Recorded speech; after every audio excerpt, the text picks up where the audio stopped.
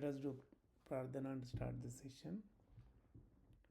Om Guru Brahma Guru Vishnu Guru Devo Maheshwara Guru Sakshat Parabrahma Tasmai Sri Gurave Namaha. Om Annado Sri Jagannatha Madguru Sri Jagadguru Mamatma Sarva Bhutatma Tasmai Sri Gurave Namaha. Om Akhanda Mandalakaram Vyaptam Yena Characharam Tatpadam Darshitam Yena Tasmai Sri Gurave Namaha. The only Guru of three religions, Traitatiram originator, sensational writer, Hindu virtue donor, the author of more than 100 divine holy scriptures, the emperor of spiritual kingdom, Sri Sri Sri Acharya Prabodhananda Yogeshwara.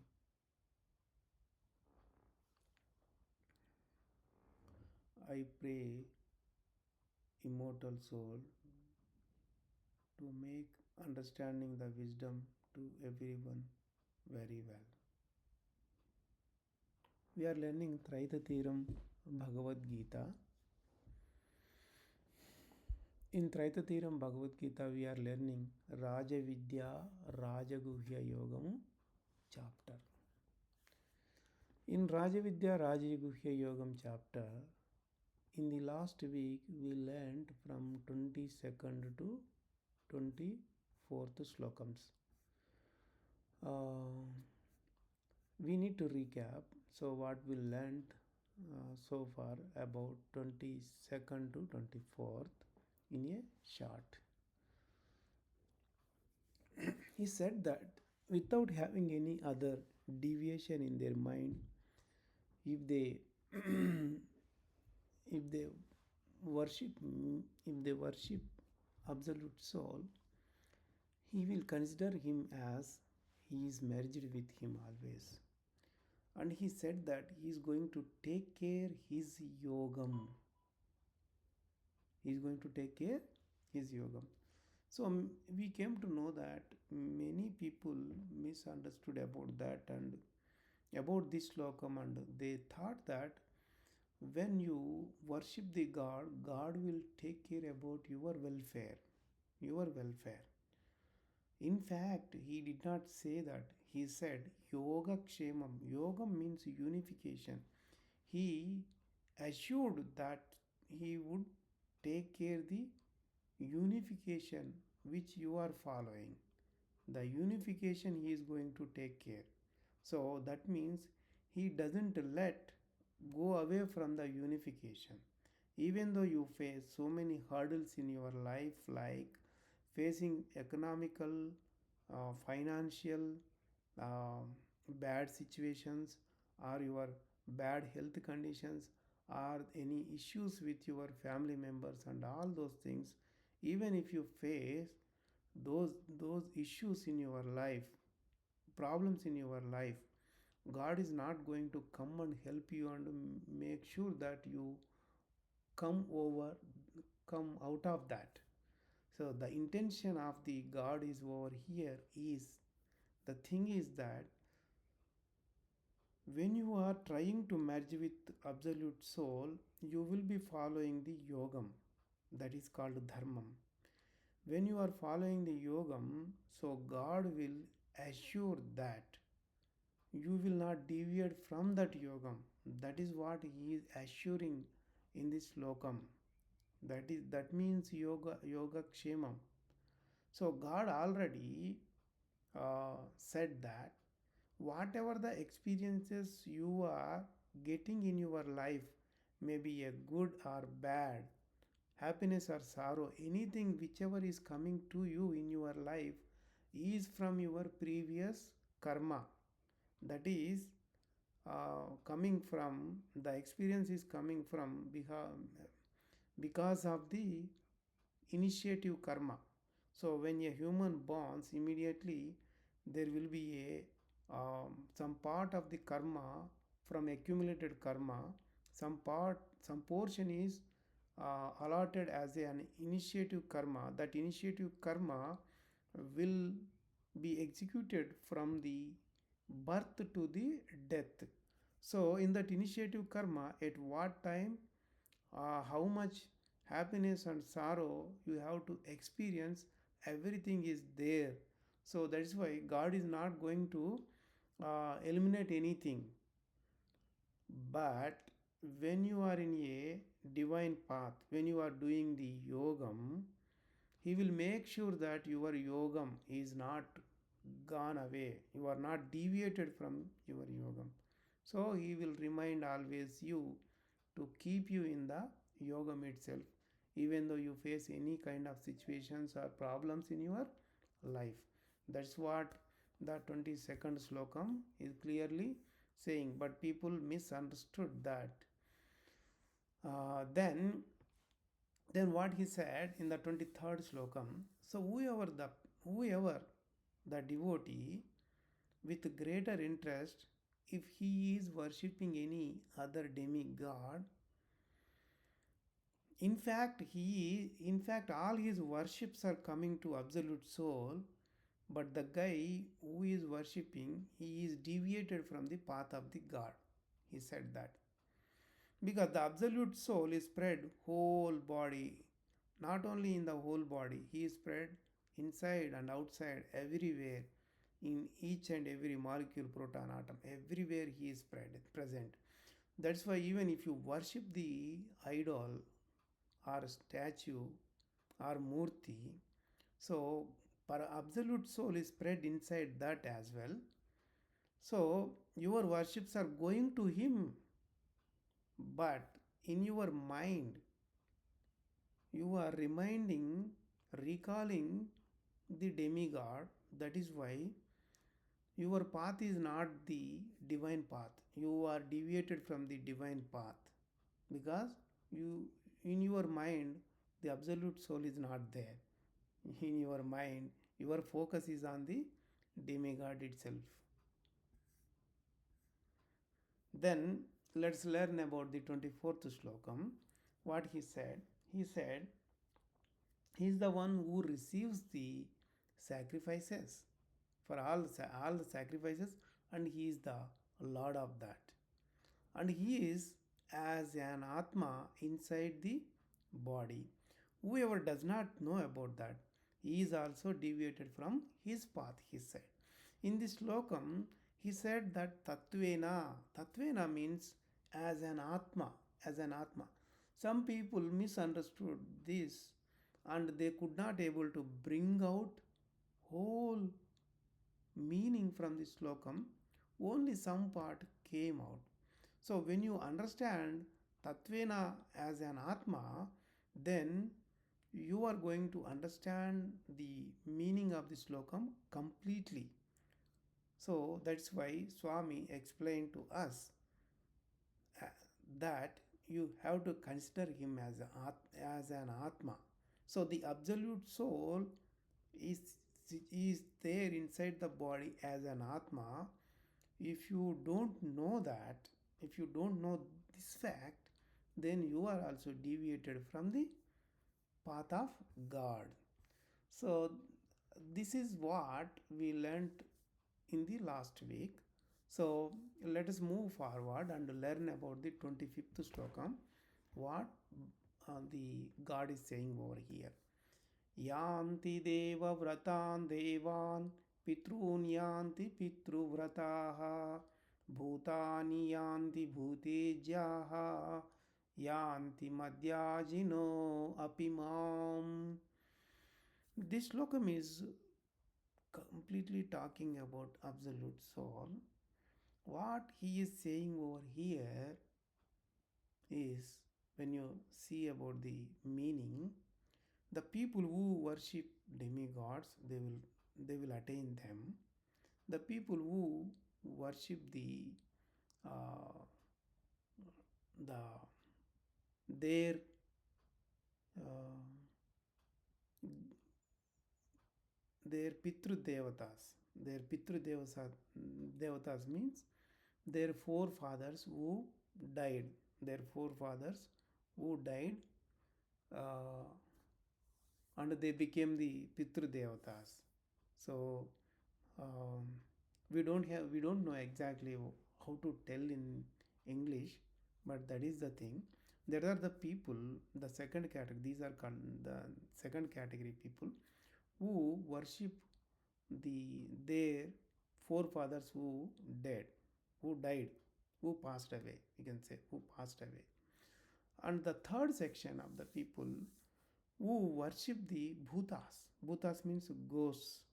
That means uh, they can be like animals or birds or those kind of bhutas. They are called bhutas. There are people who worship them, so they will attain them.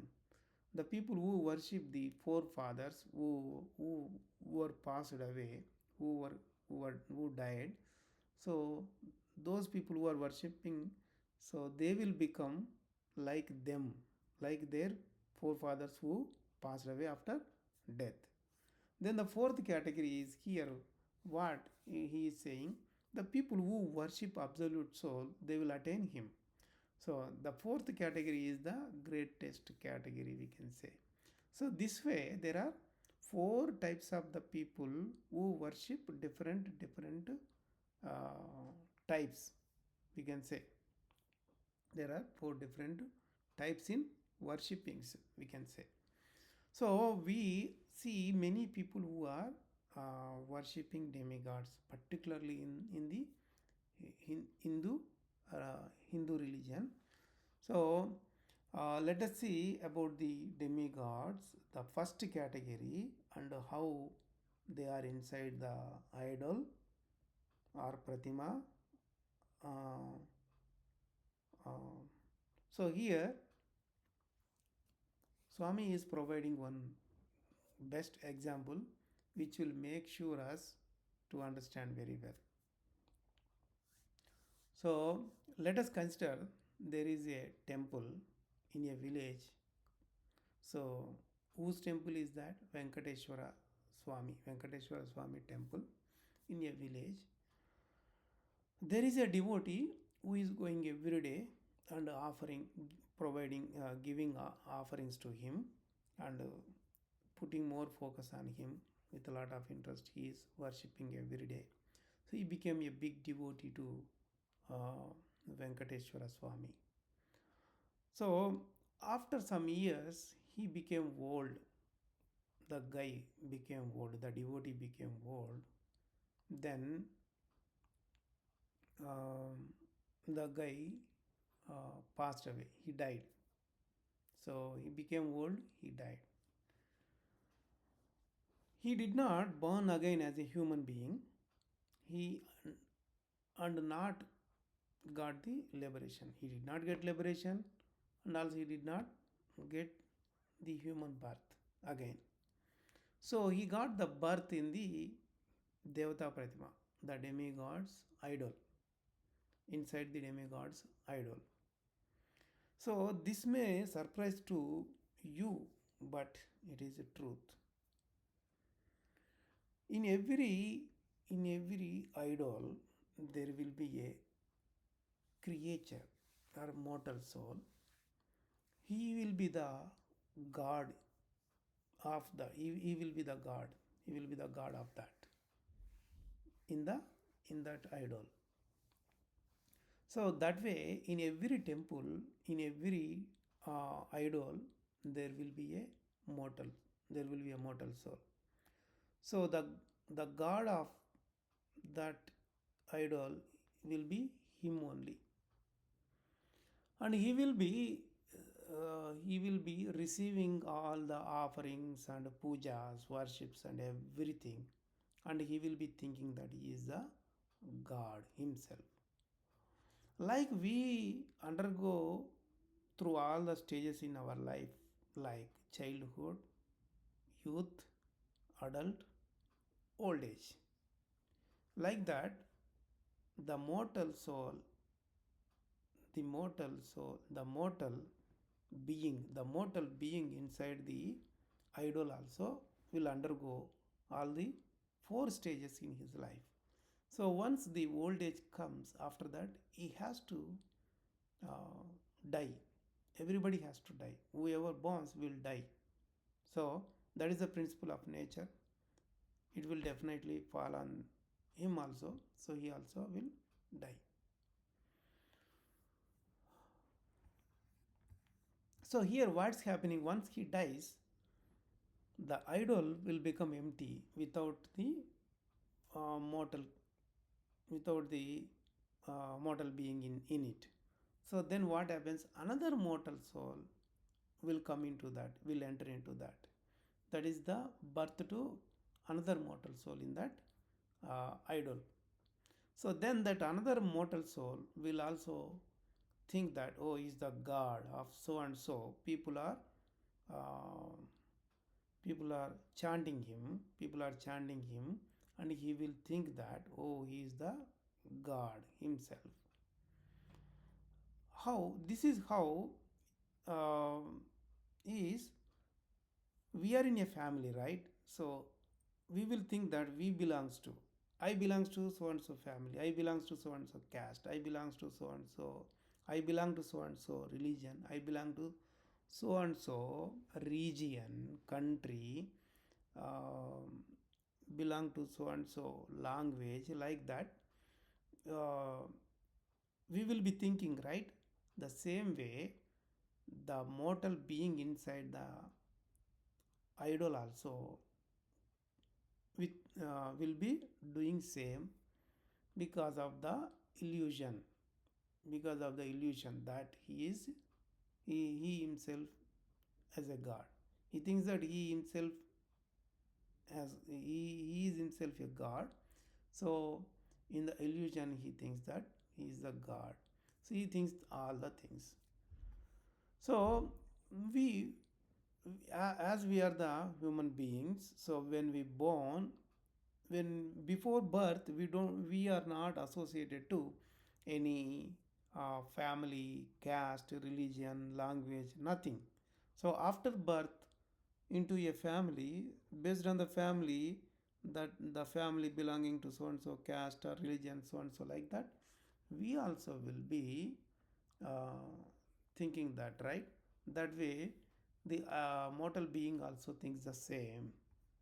So uh, the mortal being who is inside that idol, he was very uh, hard nature person, we can say, very uh, harsh harsh kind of mentality.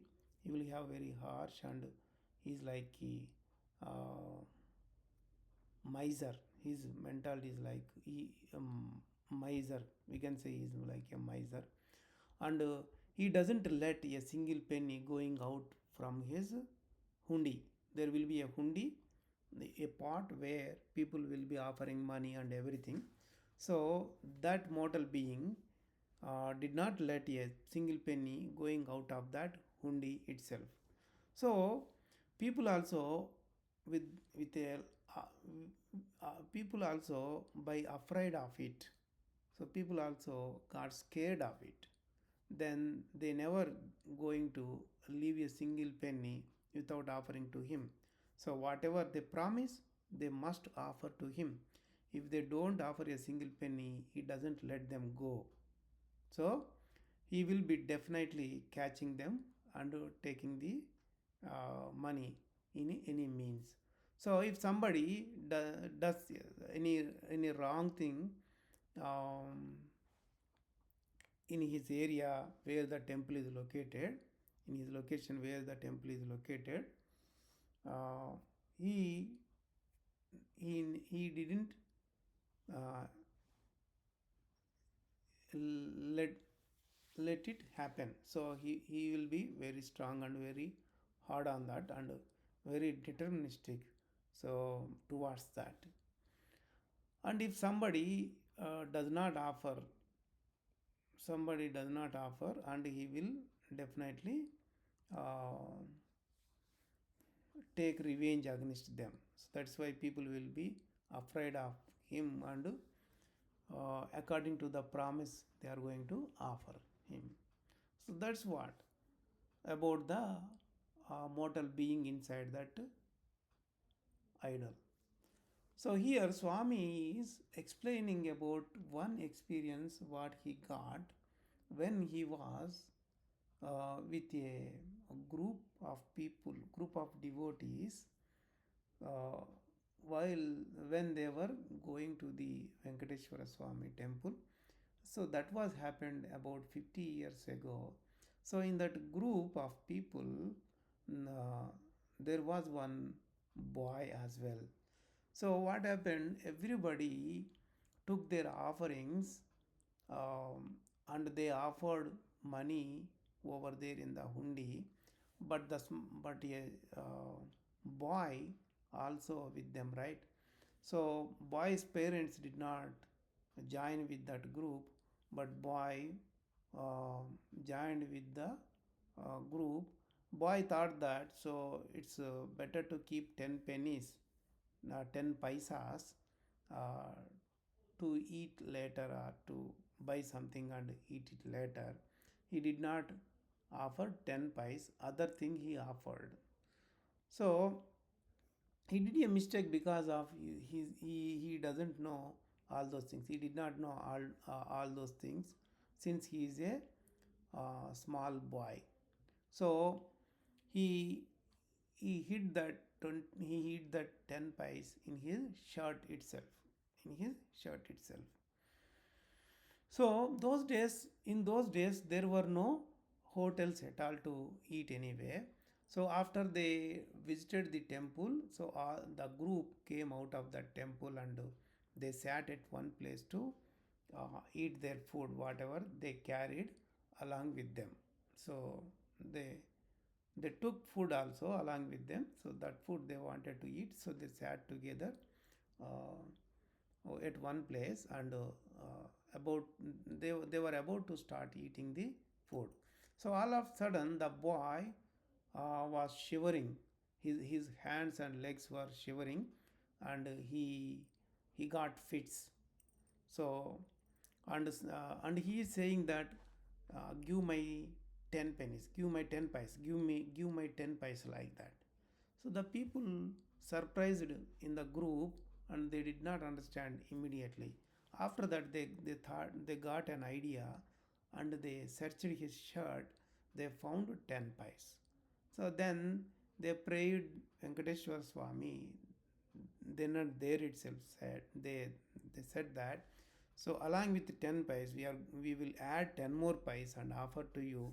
Please leave us. Then the boy will become to the normal position, all his fits and everything gone, but he remained the shivering uh, in his hands and legs for his whole life. That way, he destroyed the future of the boy. So, whole life the boy was shivering hands and legs.